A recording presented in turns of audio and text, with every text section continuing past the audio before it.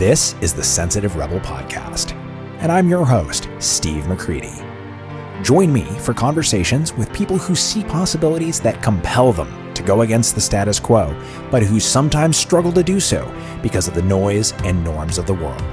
I call them Sensitive Rebels, and we'll discuss the challenges, successes, and lessons from their journeys as they keep moving forward in their quest to make a difference in the world. Hey, Sensitive Rebel, I hope you're well. Joe Perrone is an executive consultant who helps business owners and professionals find freedom from stress and overwhelm. He's an expert in creating free time and eliminating burnout. You'll hear about Joe's journey in growing an auto repair business and what led to his pivot towards consulting and coaching. And we'll also be discussing time and the keys to creating more time and time freedom in your life on this episode of the Sensitive Rebel Podcast. How's it going, Joe? Steve, so great to be here. Thank you for having me. Well, Joe, tell me, what are you rebelling against? I'm rebelling against the notion that we have to work 50, 60, 70 hours a week just to be successful. We have to abandon our families. We have to abandon our passions. We have to abandon any dreams or high hopes that we had in order to achieve this thing that we call success. That is a rebellion I can definitely get behind. So let's talk some about how that came to be a topic that is such a focus and really a mission for you, because it really is kind of the fundamental core, right, of the work that you're doing now. But let's wind back. When did you start to become aware about time and time being an issue and there just not being enough for things beyond work? Back in 2014 was a pretty big year for me personally. We'd just gotten married and we had one son on the way. Just taken a beautiful honeymoon to Greece, had just purchased our building that our business was in and finished the purchase of our business and making quite a bit of money, more money than I ever made in my life. On the surface, things really looked great.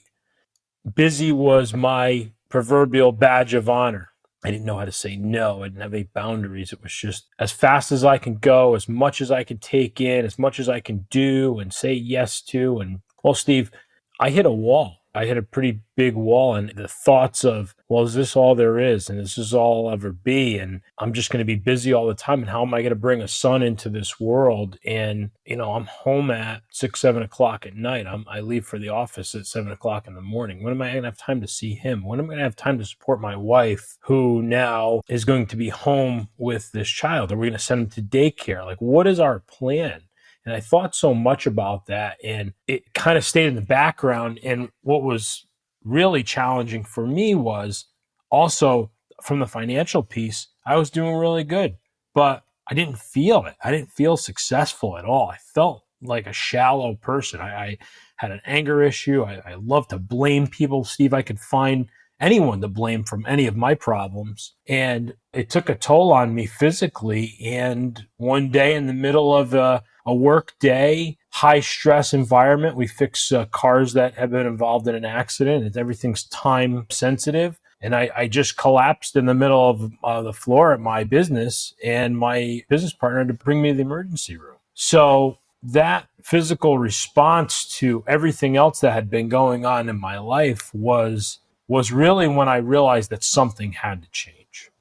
It sounds like there was a buildup to that. And I'm wondering, how long were you aware of some of these feelings of, is this all there is? How is this going to be sustainable and all of that? And what would you say got in the way of you listening to those thoughts and feelings sooner? I was in a comparison model. So it was really for a long time that these feelings had been coming up. When I was an employee, I was looking to get that next promotion and get that next level, because then I'll be happy at that next level. And that next level would always come, and I would never feel any more successful. And I would have doubts at that point. And then we bought our business. I said, that's the day that I'm going to feel successful. We're going to go out, we're going to celebrate, and that's the day that I'm going to feel successful. Wrong again. Even with on the personal side, proposed to my wife. We get married.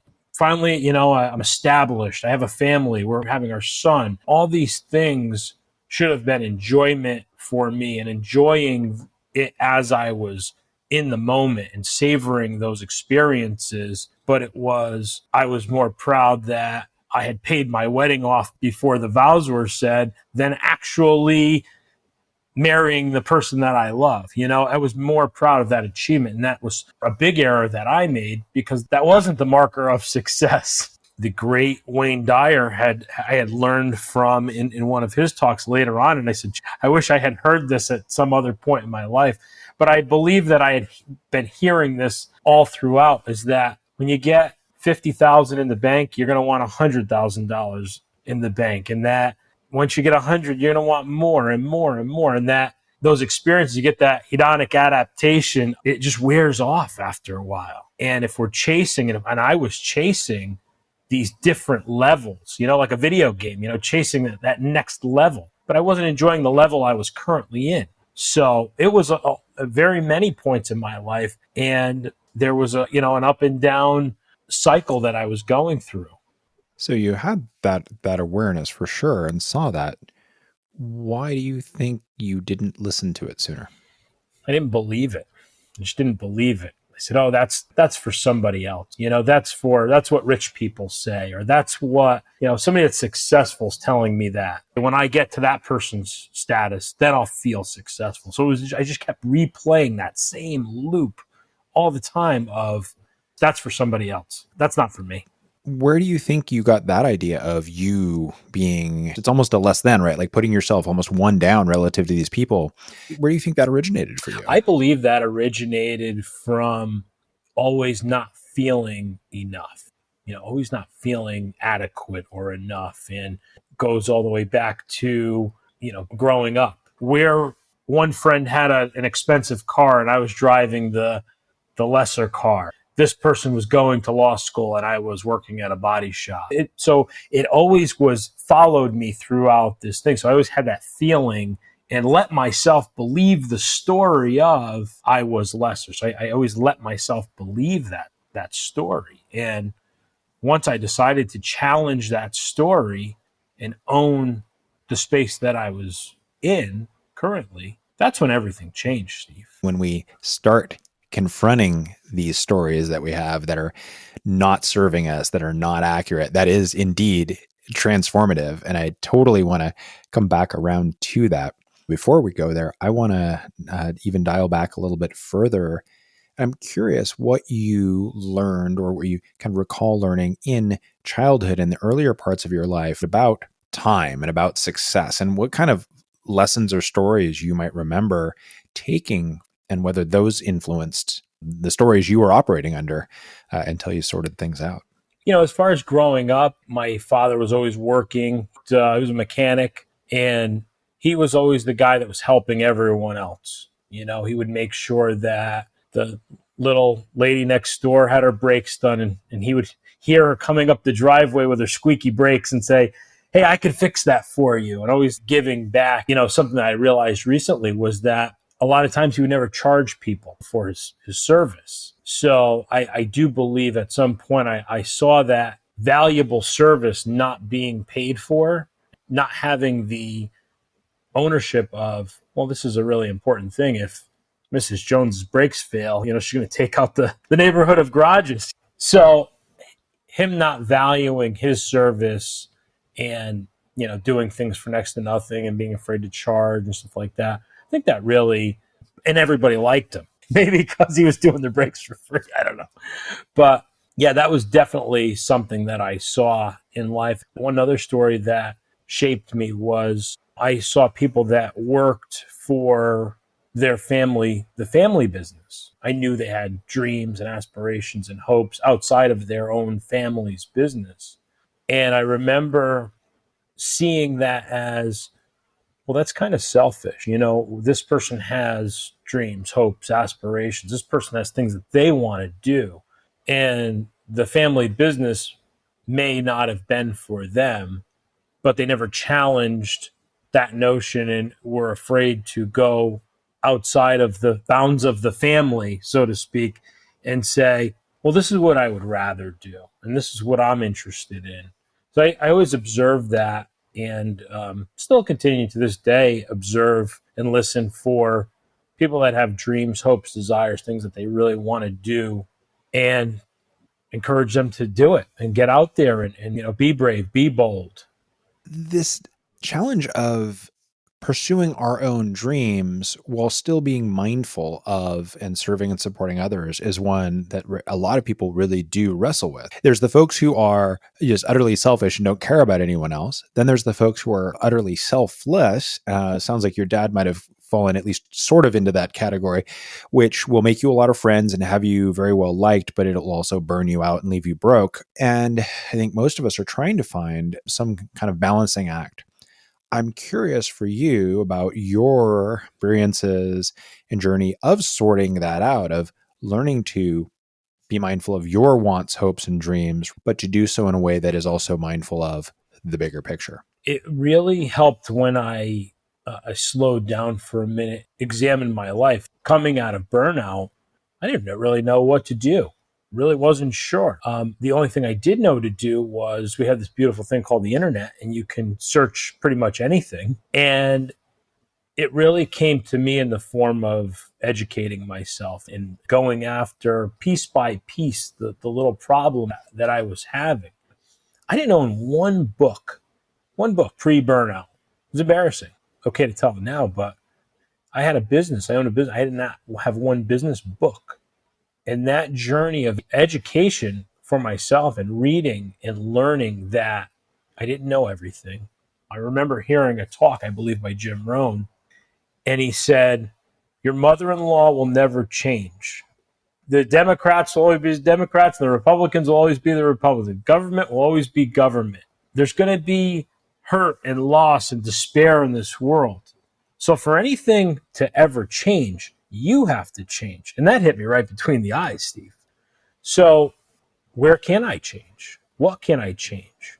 How can I go about running a business that I like to do it because it's been profitable for my family. We have our employees have been empowered. The wealth and the worth that it's created for people and the ability to change folks' life after a car accident. I had to own that was valuable.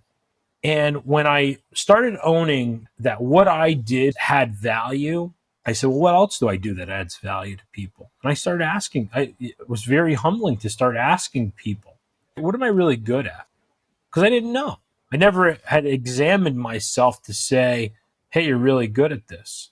And I remember getting feedback from people, and it was so hard to ask for that feedback. So I want to ask you about one thing here, because it's exactly the kind of thing that I think a lot of people are afraid of doing. It's a super powerful tool when you use it, because you'll get so much useful data. But I think on some level, a lot of people are afraid that what they're going to hear back is, well, you're just a loser in some form. But how did you address your fears or anxieties about asking? What was it that you did to start asking, to start seeking that feedback there?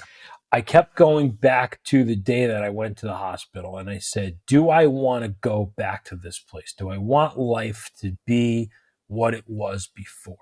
If the answer's still no today, then I keep going. If it's still no tomorrow, keep going. And that, Steve, was one of the hardest things I had to do. And I remember a book that I read, How to Stop Worrying and Start Living by Dale Carnegie, and he described day-tight compartments. Depression is when we live in the past, and anxiety is when we live too much in the future. And when I just started living in today's day, and I said, okay, well, how can I be my best today? Can I be kinder? Can I go to get coffee and buy the person's coffee behind me? That's a small win. That's a small step, because then you are that person that you want to become. You are acting like the person that you admire, that future self that you admire. So now you're not anxious of what am I going to become? I said, if I was a CEO of a major company and I wanted to grow this company, the CEO of my own life here, how would I grow that company? How would I improve this company that's called Joe Perrone? And I would have to have a board of directors. I would have to have people in my corner to tell me where I was going wrong and be open to hear that. So I basically created this board of directors, and I can't tell you that it was easy, but I did it day by day, connection by connection. I think you hit something important too, this day by day, connection by connection. It's so easy for us to build these things into big, scary monsters. But it sounds like what you did is really broke it down into smaller little pieces. One thing at a time, one conversation at a time, one change, one small improvement at a time. And the power and the beauty of that is there's a less chance of being depressed and there's a less chance of being anxious. And there's a 100% chance of finding opportunities for yourself where you never would ever see them before because you're present in today. You live today's day. There's going to be a bill tomorrow. There's going to be somebody asking or looking for something. Of course there is. But if I could just manage today, if I could manage these next 24 hours and take care of what I need to take care of for myself, for my family, for the people that I know and love, make a connection for somebody. I love sending texts out first thing in the morning. So if I'm going to be on social media too often, how can I use this as a tool to benefit somebody else? Instead, the old days were, let me see what I can get mad at and what grievance happened last night. And, look at all the block watch sites. It's so easy to go on there and go down a rabbit hole.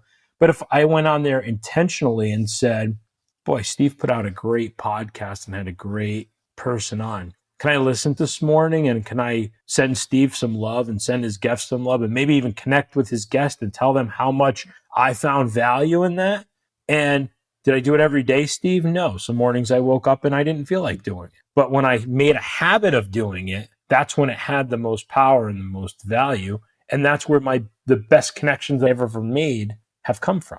The power of habit is hard to overstate. There's a lot of great work out there on that, whether we could talk about James Clear's book, Atomic Habits, or Charles Duhigg's work on the power of habit, are both great books. So that's one thing that will preemptively be an answer to the question I'm about to ask, which is, how do you prevent yourself or try and avoid lapsing or getting pulled into the spaces of either worrying about the past or the future, or I should say maybe ruminating about the past or worrying about the future, right? How do you keep that depression, that anxiety, how do you keep those from grabbing and hooking you and pulling you away from the present? One word: ego. I had to just beat that thing down and say, you can't change what's going to happen tomorrow. I can't pull the string up and make the sun go up tomorrow. I can't go backwards and change anything. It's impossible. When I just learned that and learned that the world doesn't revolve around Joe Perrone, we're a collective part of this whole universe, and life is a total gift, right? We don't have to pay it. We don't have to pay anything to be here. This was a gift that we're given. So if I get mad about something that was said yesterday or something that could be said tomorrow, or who's not going to buy from me tomorrow, or who didn't buy from me yesterday, or who didn't like my post, or who said something, or I'm going to post something tonight. And what if nobody likes it? I can't post it with an ego. I can't post it as Joe on this, going back to the ivory tower. I can't post it from the people that I despised and said, they're just talking from their high tower. I have to post from a place of love. I have to post it from a place of service. And I know that what my actions will be today. I know when I buy that person the coffee behind me in line, I just have to know that that made their day better. I can't think too much about it and overthink. And that's where we get trapped in the overthinking instead of doing. When I burned out, I overthought everything. Well, what if this? Well, what if? Well, the what ifs never came. And I audited that. And I remember somebody else that I had listened to, we would read so many books and listen to so many things. And it was like 99% of things that we worry about will never happen anyways. I had read that 100 times until I actually lived it and said, oh, okay, wait a minute. Joe, has any of this stuff you worried about ever happened? No. So it's one of those things that we all hear, but yeah, until you test it, I think that's a super important point. We can talk about ideas and people can read books all day long, but until you actually take action on these things, and that's what you're talking about with this audit is, you went and tested it. You're like, well, let's see, is that true? And that's really powerful because that really connects us to the reality in a much better way. coming back to your timeline. So you hit this wall, you've got your auto repair shop, you hit the wall, you stop, take a step back. You're like, all right, I got to make some shifts here. And from that, you make the decision to become a coach and focus on the area of time. Connect the dots for us from auto repair shop to time management coach. I love the pivot, but I want to understand how you went from point A to point B there.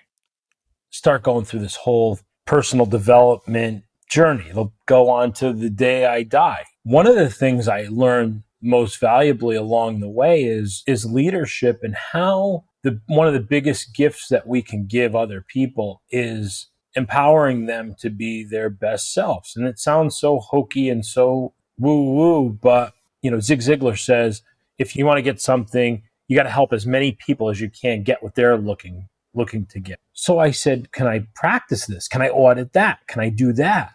And I began to work with the people that worked for me. That's where I spent most of my time. And I said, how can I add value? How can I be a true leader, not a boss? I don't want to be a boss. I don't want a title. I want people to do really well here. I want people to have the experience now that I have, where I had gone from, I'm going to the shop today, to I really enjoy helping people manage the stress of their car accident, right? Because second to a health crisis, being in a major car accident is really stressful.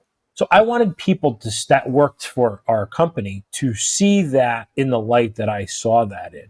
You asked about how I became a coach. That's where I became I didn't know I was a coach then, but I was truly treating people the way I wanted to be treated. I wanted people to have the experience that I had. And when we got to this place of loving our clients, and we reached out and we were kind and we were compassionate and had empathy, our group of guys is the most compassionate, empathetic group of guys.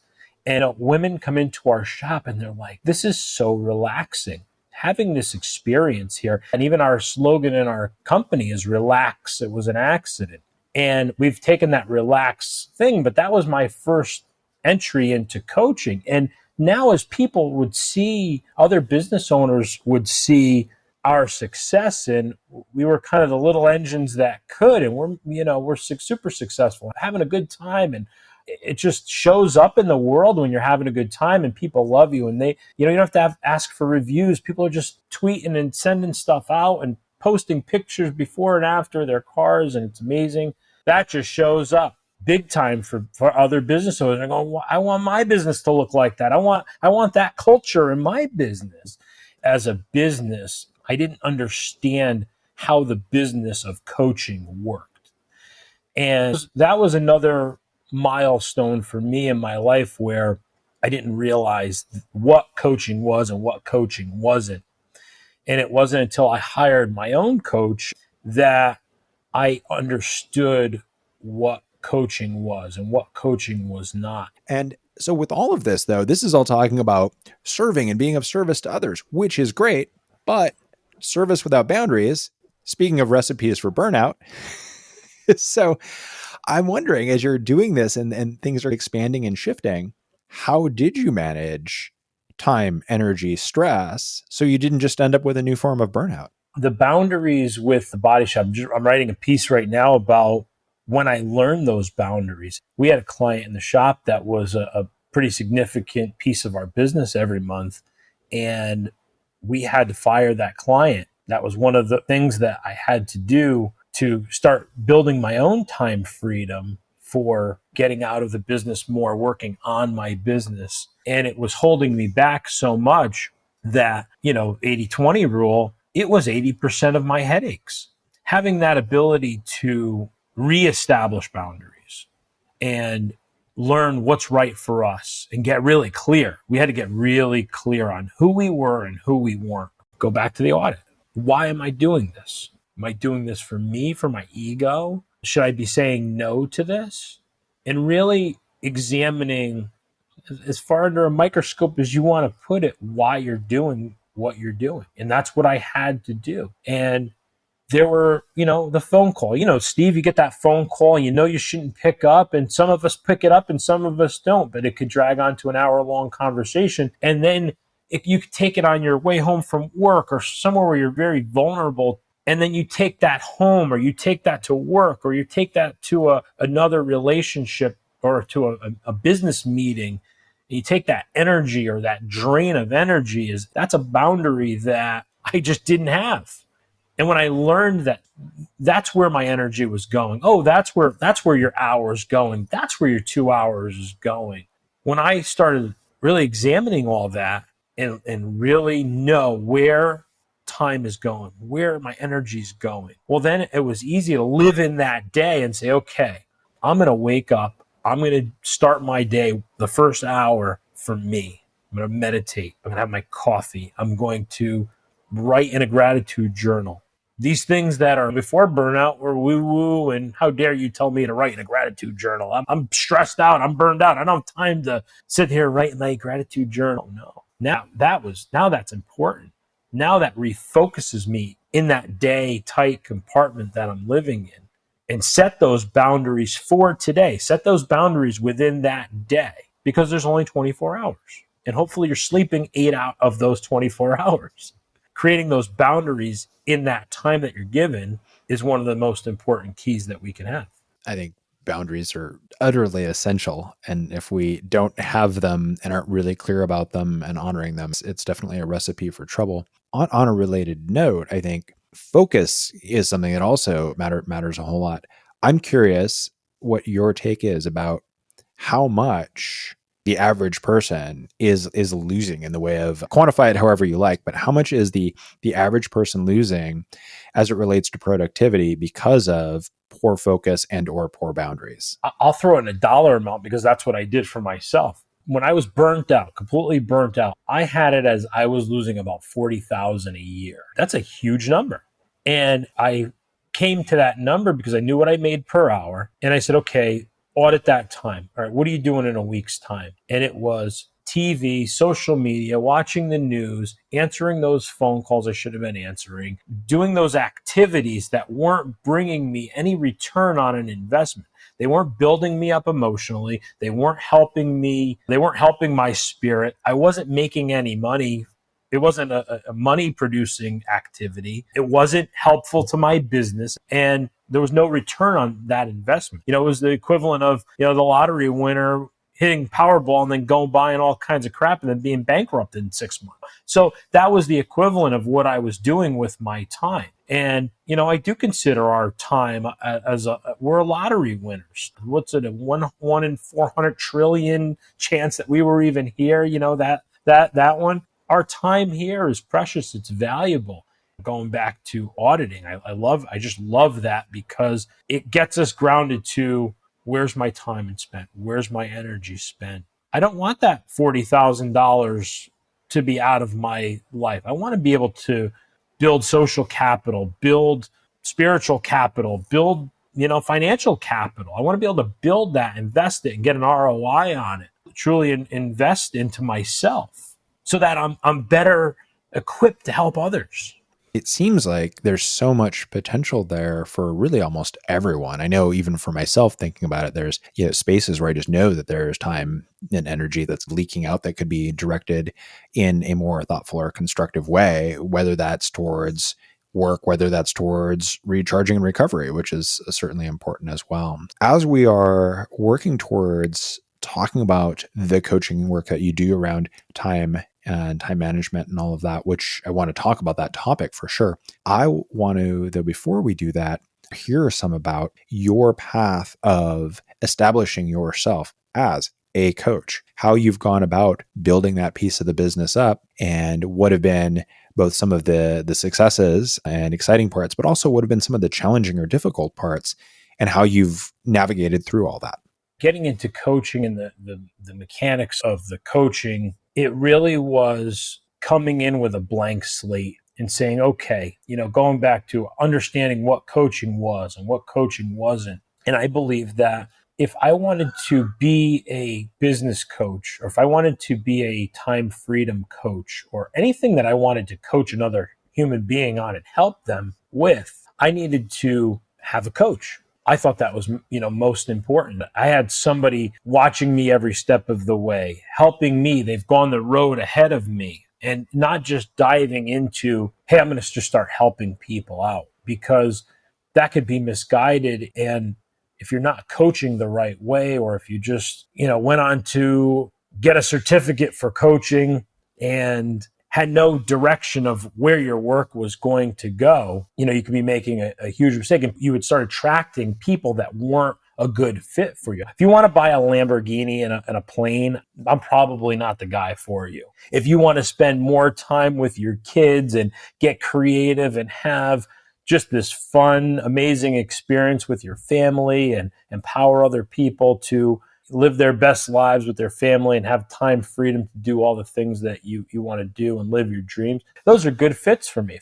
Besides hiring a coach, what were the other pieces that you needed to put in place, or actions you needed to take as part of getting your coaching business going and established? I really had to own that space of Joe Perrone, the go-to business coach. I thought it was business coaching at first. And my coach had helped me really fine tune that message of, okay, what do people see when they just click your LinkedIn profile, when they click on your Instagram profile? What do they see?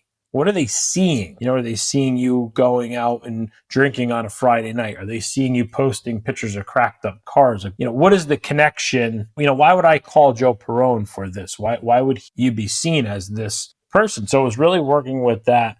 Who do you help? Why do you help them? Why is this important to the world? Why does this matter? So on the technical side, just having all of those pieces ready, as I start going off into the world and promoting myself as a business coach, a time freedom coach. I don't even like the word coach. I love helping people get to that place, getting to their pool, beach, lakefront on a random day, and just not living for those 2 days a week.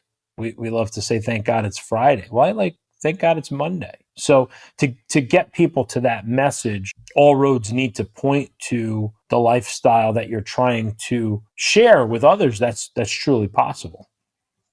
So really building something that shows and makes it clear when people find you or see you, they go, okay, this is who this guy is. This is what he's about. But as any of us who have ever done business know, it's not like Field of Dreams, and you can build it and make it beautiful and perfect, but just because you build it doesn't mean anyone's coming. So have you dealt with that piece of the puzzle? I believe that's the master key to why this is so much fun. Making the connections with people and going back to those day tight compartments, and when we wake up in the morning and what are we looking for, and going from that place of service. So who can I help? What's the problems that they could be facing? And the messaging that I create and I put out, how is that in service to somebody? Let's talk about time freedom, as you put it, which I think is a great way to put it. But tell me, first off, let's start there. Why do you use the phrase time freedom versus time management, which is kind of the more commonly used term around this? Time freedom to me means having that time to do the things you love to do when you love to do them. And time and freedom I feel like, are natural fits together, because you could have all the freedom in the world, but if you don't have the time, it doesn't really make sense. You could have all the time in the world you wanted, but if you had no freedom, guy in jail, he's got all the time in the world. He's got no freedom. Guy making $10 million a year that can never escape the office, he could do whatever he wants, but he has no time. When you join time freedom, I think that that's the good mix between the two. So it's really freedom and time. It's the two of these things. It's really the intersection of the two is what I'm hearing for you. And that's why you're naming it and labeling it that way, which makes a ton of sense to me. Yes. What would you say, in your experience, do you see are the biggest mistakes or errors people make as it relates to time, using and structuring their time, that get in the way of having time and freedom? Simply, they don't know what they want. Simple as that. They don't know what they want, and they've never sat down and thought about what they want. Earl Nightingale starts off The Strangest Secret. People these days don't think. It's so true, because what we think about is what will manifest in our lives. How we go about our thoughts, they dictate our actions, and our actions will dictate our consequences and circumstances in life. And that's how it runs. So when, my 5 keys to time freedom, number 1 used to be getting clear. When I started doing the first iteration of it, it was get clear. Anybody can get clear, but what if you didn't slow down first to take that time to get clear? So I added in slow down. So slow down was the first one. And slowing down was so important because most people were saying, well, I don't have time to write my goals down. And I don't have time to write my dreams down. I don't have time to write a gratitude journal. I don't have time. Okay, if you, Zig Ziglar, again, I'll use his reference because it's brilliant. If I called you tomorrow, Steve, and I said, I got 2 free tickets, you could take anybody you want, go fly to Italy. All expenses paid, but you got to leave tonight. You got to leave tomorrow morning. You would find a way to get everything off your plate in that next 7 days. You would call who you had to call. You would figure it out. So I always took that and I said, okay, why can't you have coffee with your wife, Jo, in the morning? Why can't you just stop and take 15 minutes and enjoy a cup of coffee with your wife in the morning? Can we cook dinner when we get home and have a dinner time that we all can agree on a good time to eat and sit as a family and share the day and slow down and eat the meal in peace and not rush through it? Can we eliminate a few things in our day so that can happen? And can we set a time to go to bed so we can rest, so we have energy for tomorrow? And instead of just flying through a day, could we have our morning routine? Could we have our afternoon routine? Could we have our nightly routine? And what can we build into those little routines that would be fun, that would really make that day a masterpiece? What, besides the time piece or the going too fast piece, what else do you see that gets in the way of people being clear about what they want? Unhappiness comes when we're limited on options. When we don't have options, that's where a lot of people are unhappy. So I think it hinders people when they don't think enough of themselves. They say, I couldn't have that option. And that's a possibility. And for me, that's where reading was so valuable, and hearing people's stories that came from far less than I had ever had and made, success in their own iteration. And that showed me so many possibilities. So the hundreds, of books that I've read really gave me insight to having other options, seeing other ways of life, seeing things through a different lens. And once I was able to see things through a different lens, I was able to, now this is another possibility that I can model for somebody else that might want to have more time with their family. And a front lawn picnic is just as cool as a European vacation. There's options. Maybe you don't like the beach. Well, the pool might be an option. Maybe you don't have the means for either. Well, can you go on a hike 5 minutes from your house? Create options for yourself. And then as you create options, knowing what you want, what do you like to do? Did that work for you? Test these theories out. Well, I don't like this type of food. I have a friend that didn't like Mexican food. Oh, I don't like Mexican food. When we were able to bring them to the Mexican restaurant, let them slow down for a minute, they're like, I love Mexican food. And now, that's an option for them. So that's a cool way they spend their Taco Tuesday. But that's fun. That's life.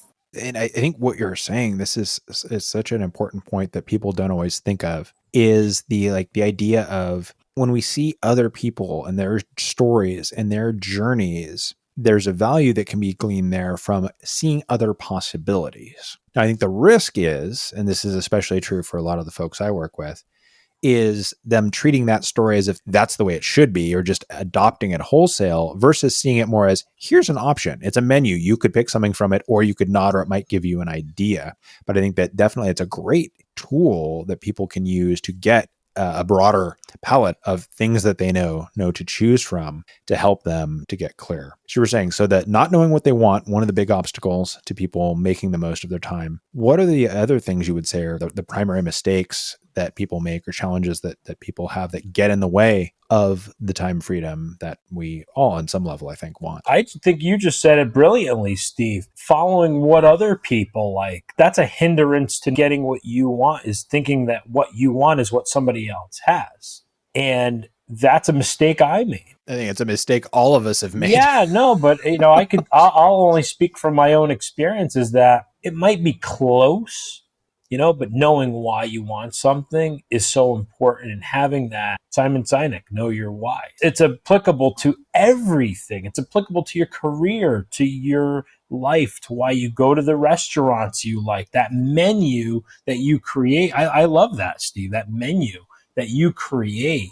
Everybody's is going to be so much different. And that's where in our society, sometimes, our social media kind of becomes not such a great thing versus this great tool, is because it's that comparison. Comparison is the thief of joy. And when we're looking at what other people have and why we don't have that, instead of looking at it from a creation, what can I create today? I'm going to create this for myself. And here's why I'm going to create it, because this is what I like.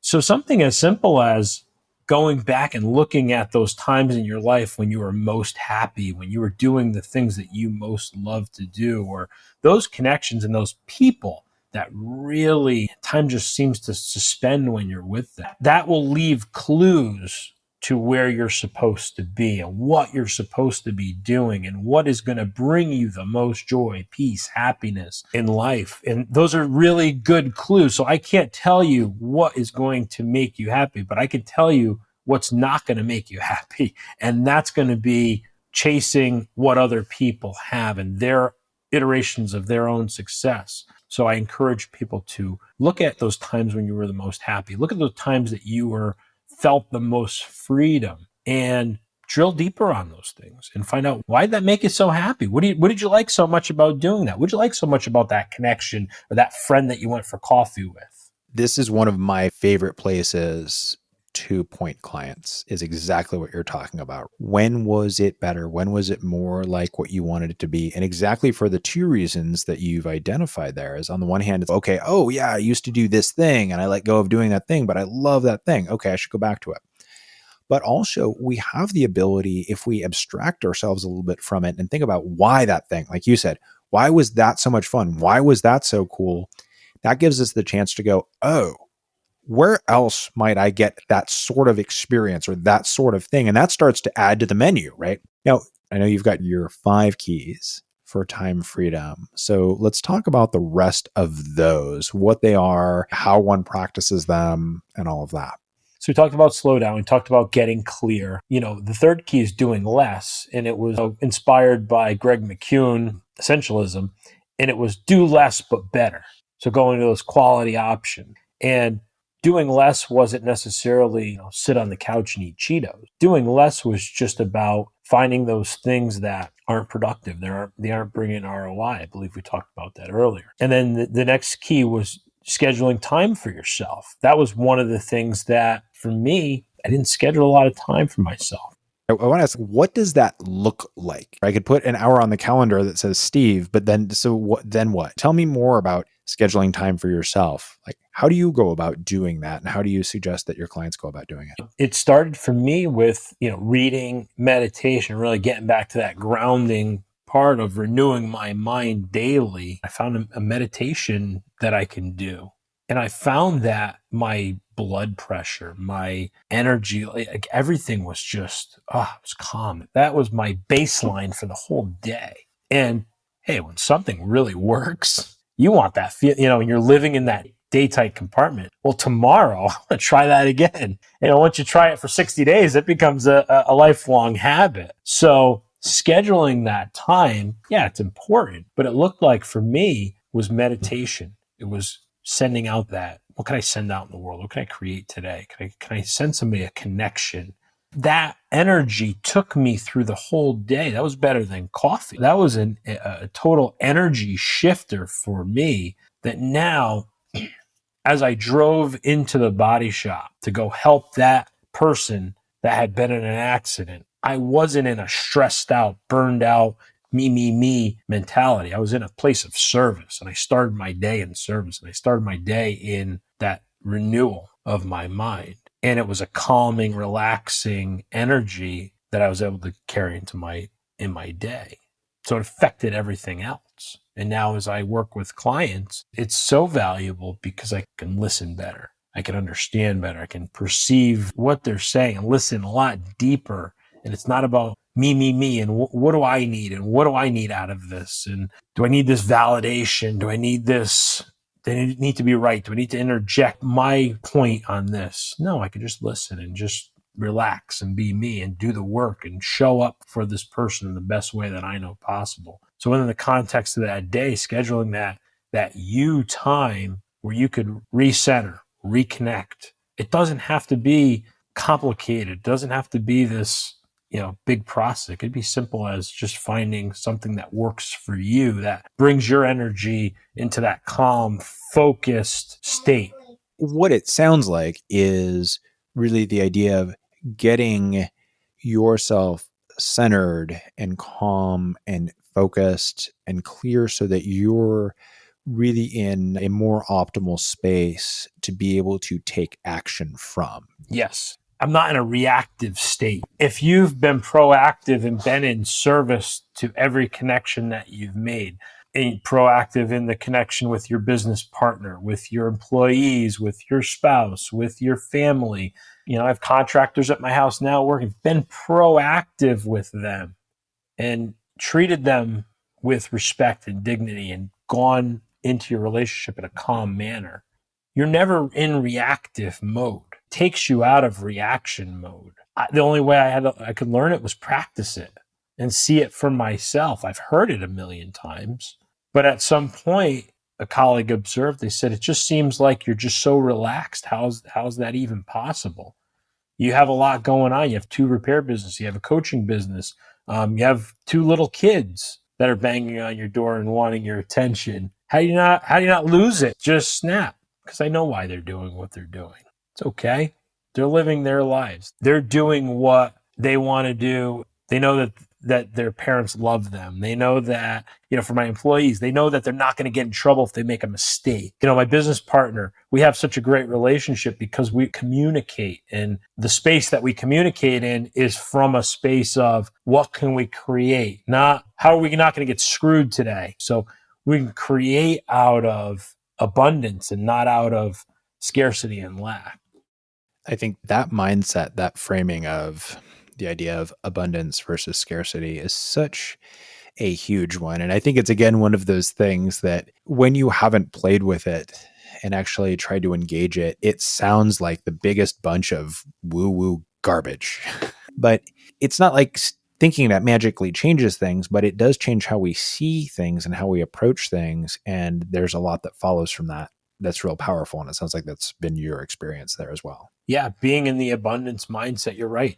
It does seem woo-woo and BS, but when you stop and you think about what are we really owed here? We came into a world that we have all that there ever is or will be is already here. Nothing's going to get chucked into the universe. It's all already here. The meaning of life, so to speak, is to put those pieces together and experience life in our own way. And if we're all chasing the same ideal or the same dollar or the same, I don't believe in competition. I connect with hundreds of coaches. I connect with many auto body and repair shop owners. I connect with many business owners.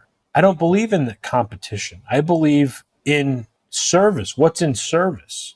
And when we come from that place of that abundant service, and if there's anything scarce or lacking, it's a service first mindset and that giving, go-giver mindset.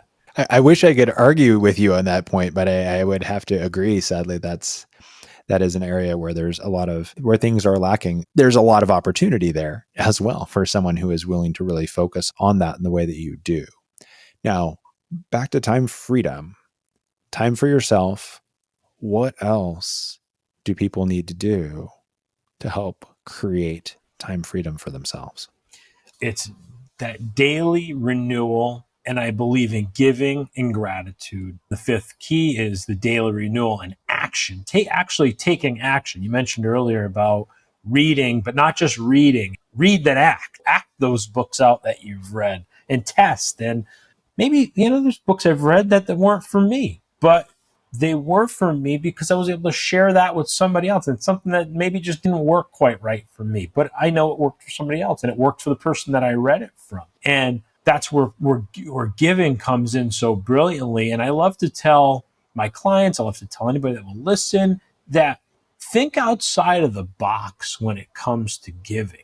There's so many things that we could give that aren't money and resources. We can give attention and focus. Giving the gift of listening to somebody, listening with the intent of just understanding them versus listening to them for gossip for later, or listening to them so you can butt in and object or argue. But listening to somebody, giving that gift of a listening ear to someone, I believe it's one of the best gifts you can give anyone, because nobody's listened to. So when we can give that to somebody else, I believe that we'll get that in return. People will understand us better when we understand people and take that responsibility to listen. And that's where coaching is valuable too, because there's many business owners that are smart people. They're really smart people. They've built a successful business. They've built wealth for themselves. They've built a life that would be the envy of many, but they don't feel like they're free. They don't feel like they're successful. And if somebody just listened to them and heard their story and what's the underlying thing, most of the time they'll discover it on their own, and they need time to just work that out, work that conversation out. So that's why I believe coaching is very valuable. I think you're absolutely right about the power and value of attention and focus as gifts that can be provided, that are sadly things that I think many people don't get enough of right now. So again, the good part is there's an opportunity there. The bad part is there is, I think, a real lack in our world. Could you tell us any other examples of outside of the box sorts of giving that you have done that you could share with us? When we give the gift of listening, we also can find the gift of, and this worked really well in our business, was give the gift of options to other people. We talked about happiness comes in when we have options. So if we can give options to other people, we've done this in our business. We've given people when they come on, well, what do you like to do? What are you really good at? And what really makes you happy when you come in and work here? And giving people the option to say, I don't like to do that. Can we find somebody else to do this? Often we'll say, okay, well, what do you like to do? So we can have you do a little bit more of that so you can add value to the company. Giving that gift of options. Smile. Put a smile on your face. When you're out in public and you can smile and just be kind, that's a tremendous gift that exponentially makes the world a better place, because you start that ripple and you're kind, and then 5 other people are kind. I experienced it with a McDonald's experience where the person in line thought the girl at McDonald's just had this beautiful smile. You just made my day. And she bought everybody in McDonald's breakfast. It was maybe like $100 or something like that, just because this one girl that worked at McDonald's was smiling. She bought everybody breakfast. Well, that story doesn't end there. I went in there maybe 3 or 4 days later, and same girl was working. And I said, man, that was amazing the other day. Your smile affected a lot of people. And she said, well, the story didn't end there. She said, somebody walked out of here and must have told somebody else that they knew that came in here later in the day and did the same thing. So that's great. So think about the 12 people that were in McDonald's that day, including myself. Because now I'm sharing this with you, and this is going to be shared with your listeners. I've written about this. So that one girl's smile and kindness, and then that person's kindness to buy breakfast for everyone. Think about that ripple from one smile. I love that you brought this up, this concept. Well, it's a great story because it's like that's a super cool and fun story. And the point that it's illustrating, right, about the ripple effect. And this is something I've known for years. And I think that it's so important for those of us who are in the world of serving others to remember that we don't get to see a lot of the effect of what we do, but that we really would do well to trust that indeed there are ripples. And that's so even if we don't see them, they're there, they have an effect. And part of making the work sustainable, I think, for all of us is recognizing that and learning to trust that so we can keep putting the things out there, throwing the stones out in the water or whatever, so that those ripples continue to be created, and trust they'll go somewhere and they'll touch things. And if enough of us are doing that, it's going to make a big difference. I totally agree, Steve. I have one more giving tip that I really would be remiss if I did not give you, and it's the hardest giving of all, and it costs you nothing, but it's the hardest one to do. Can I share it? Please do. It's give forgiveness. And it was something for me personally that was a big cause of stress for me, and anxiety and depression, and living in that day compartment of life and trying to have freedom. You cannot have freedom when you're holding grudges, when you're holding anger against somebody. And forgiveness is often misunderstood as you have to validate that what happened was okay and the person was okay. No, forgiveness is something you actually give yourself. And man, the second I learned that, I had to incorporate that in every day of someone was just as much as somebody was kind to me. Was somebody short with me on the phone? Did somebody leave a bad review for me? Or did somebody not return a phone call? Or minor things, but then major things. I had a family member that we really close family member that we had an issue, and it was a pretty big issue.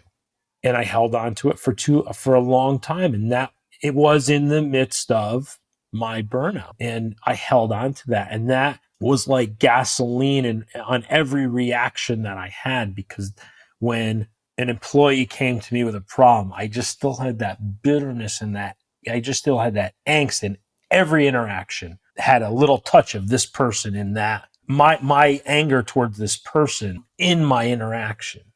Once I forgave them, let that go, that's where my healing began. That's where I was able to come from that place of service and love and compassion and empathy towards people. So I really encourage forgiveness as a great tool for yourself to have another piece of freedom that you give to yourself, and it will carry through to somebody else. It will show up so beautifully for other people when they see you as this forgiving person. You don't hold a grudge. You don't have anger to somebody. It doesn't mean you have to say that this person is great and you're going to just keep calling them and keep working with them, but you can just forgive them and let that energy go.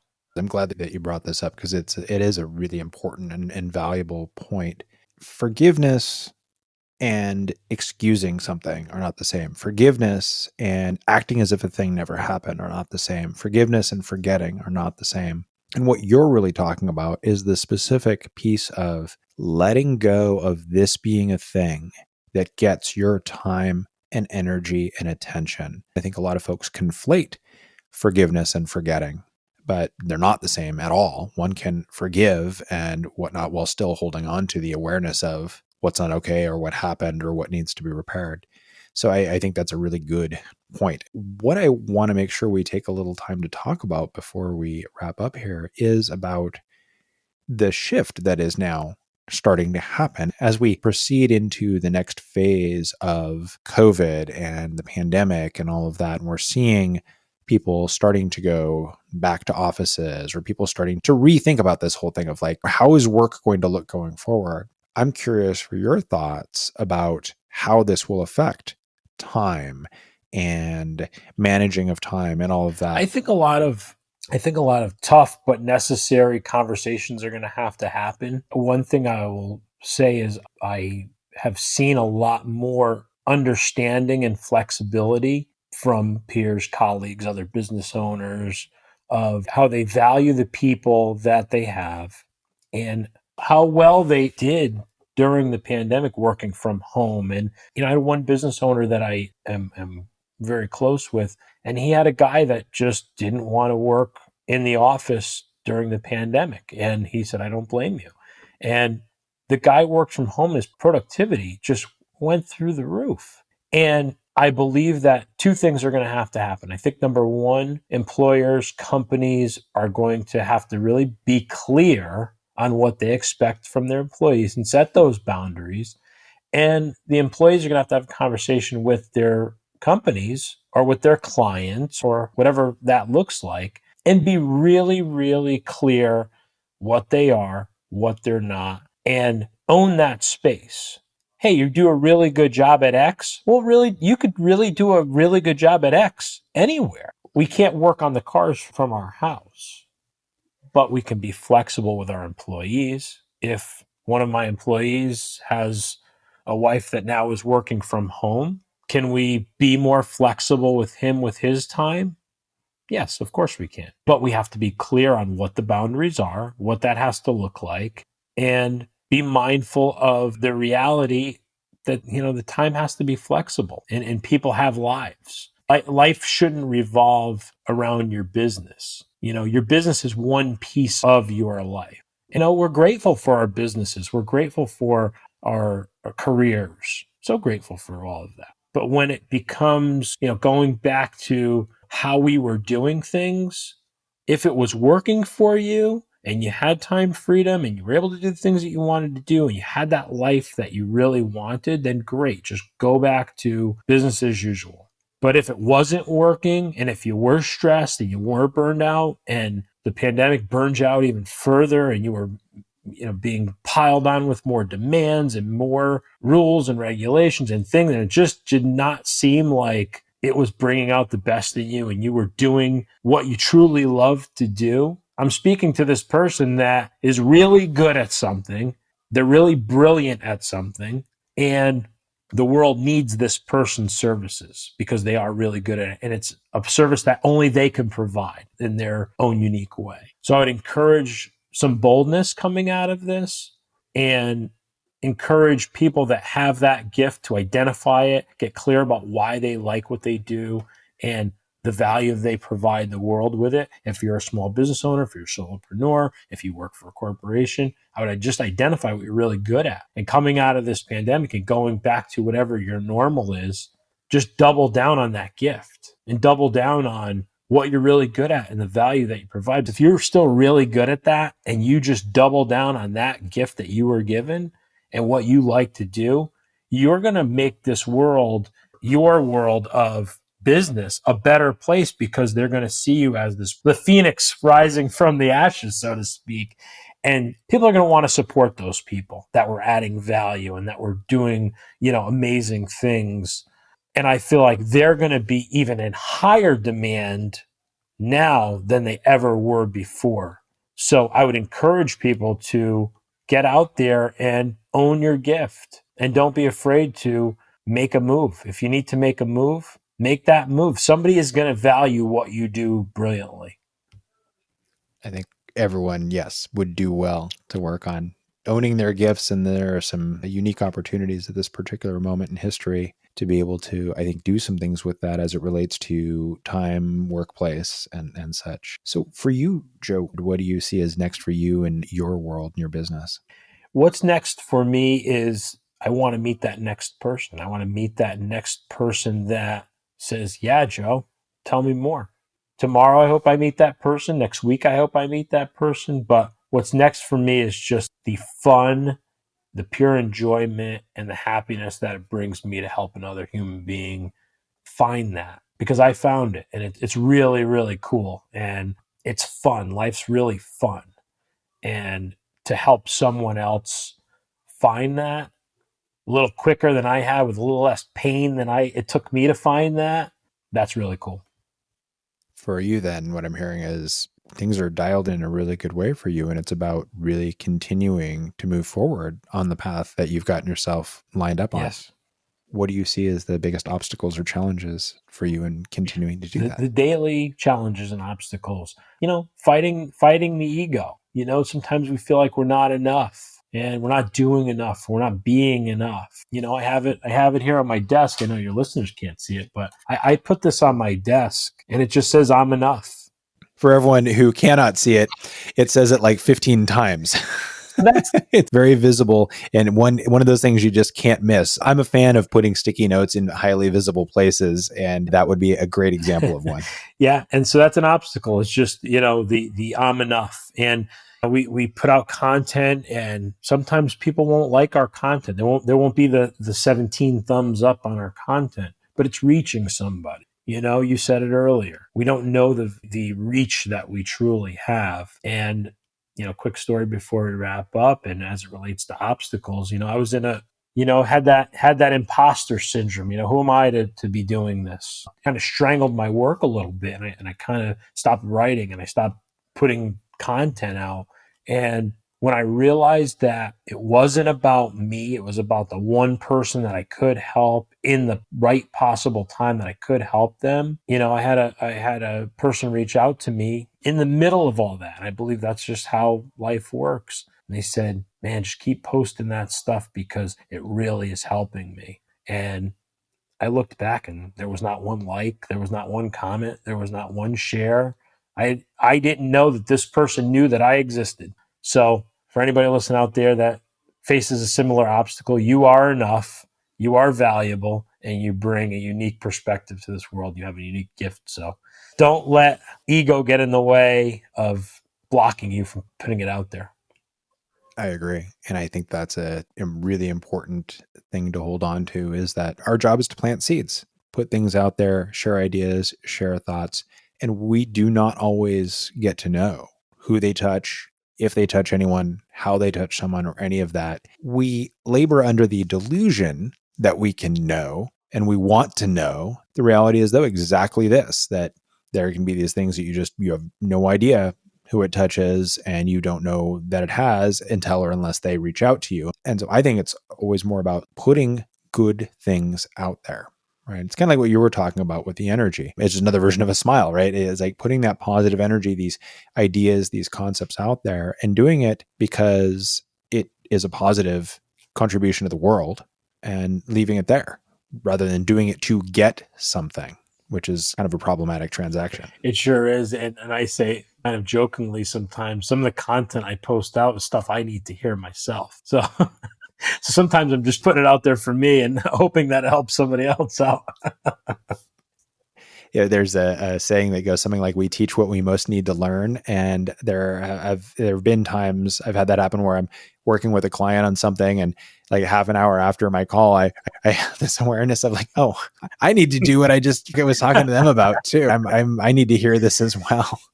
Not unusual in the least. So, Joe, if folks want to learn more about you and get in touch with you, where is the best place for them to connect with you online?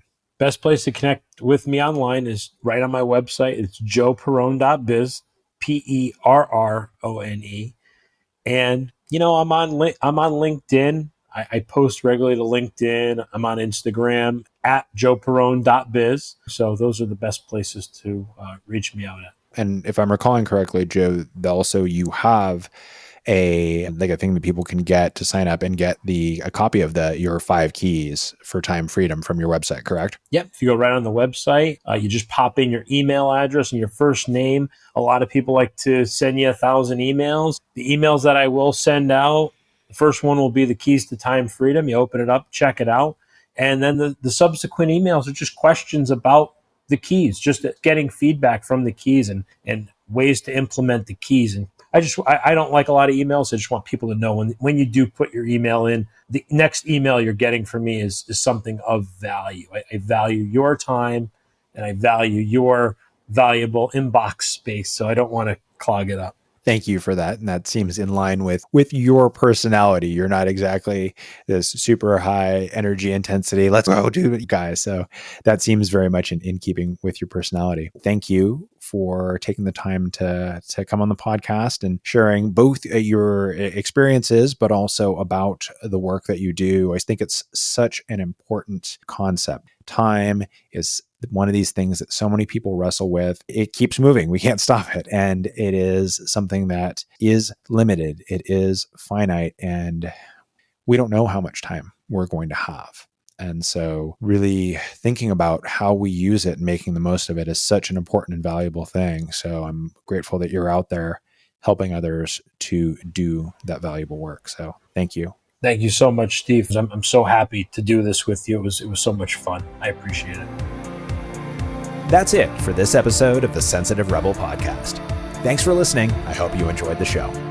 You can get show notes, information about my coaching services, or just send me a note at sensitiverebel.com. Until next time, keep moving forward.